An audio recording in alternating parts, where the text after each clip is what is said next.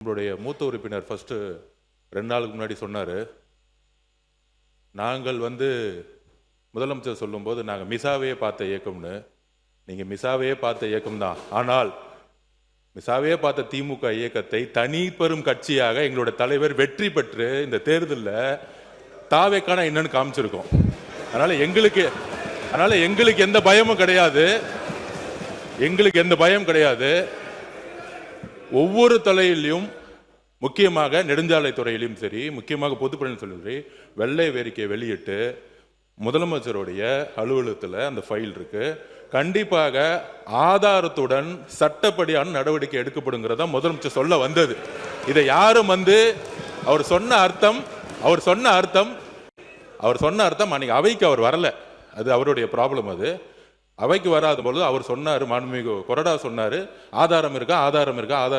நிதித்துறை அமைச்சர் பார்க்கும் பொழுது, அவர் கேட்கும் பொழுது, எங்ககிட்ட ஆதாரம் இருக்கு, அதை தகுந்த நேரத்தில் சட்டப்படியான நடவடிக்கை எடுக்கப்படும் சொன்னாருங்கிறத பதிவு பண்றேன். ஏன்னா அவர் எதிர்க்கட்சி தலைவர் இன்னைக்கு வரல, அவர் அதனால தான் பதிவு பண்ண. அதுக்கப்புறம் அவர் சொல்றாரு, போன 5 வருஷம் இவங்க என்ன ரீல்ஸ் விட்டாங்க, என்ன பாட்டு பண்ணாங்க, பாராளுமன்றத்திலே பதவி இருக்கும் பொழுது எங்களுடைய எந்த கட்சி தலைவரையும் பத்தி உறுதிமொழி எடுக்கல. அவரை பத்தி பேசிதான் உறுதிமொழி எடுத்தாங்க. பாராளுமன்றத்திலேயே தமிழ்நாட்டுடைய புகழ் பெரியாரை பத்தியோ அண்ணாவை பத்தியோ பேசல. ஒவ்வொரு எம்பியும் போய் யாரை பத்தி பதவி பிரமாணம் பண்ணாங்கிறது மக்களுக்கு தெரியும்.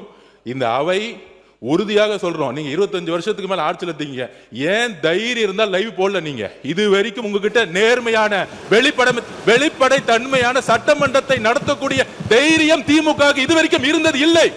முதல் முறையாக தமிழ்நாட்டு வரலாற்றிலேயே தமிழ்நாட்டுடைய மக்கள் ஆட்சியை நிலைநாட்டி, ஜனநாயகத்தை நிலைநாட்டி, நாங்கள் தவறு செய்தால் நீங்கள் சொல்லுங்கள் சொல்லக்கூடிய சபாநாயகியும் ஒரு ஆட்சியும் எங்களுடைய முதலமைச்சர் மக்களுடைய ஜனநாயகத்தை காப்பாற்றுவதற்காக லைவ் மக்கள் முன் தெரியுமா விட்டுருக்கார். அதை நாங்கள் பதிவு பண்றோம்.